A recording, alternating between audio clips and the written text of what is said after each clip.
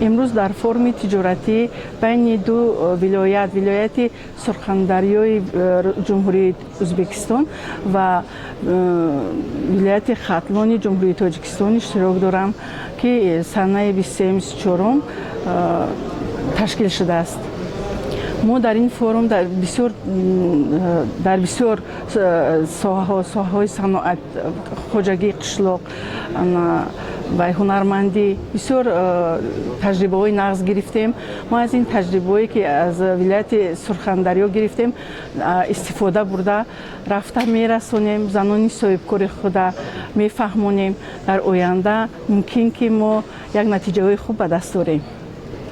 منو اساسیاسیای زنانی صاحبکاری ولایت سرخندریا میمرالیون پر کردیم و در آینده میخواهیم که همکاری خود را دوام دهیم.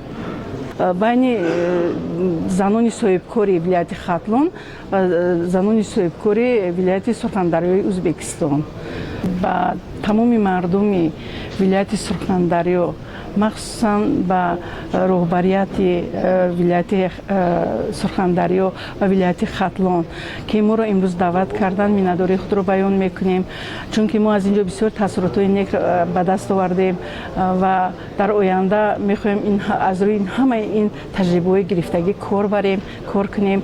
ما میnnadori خود را بیان میکنیم.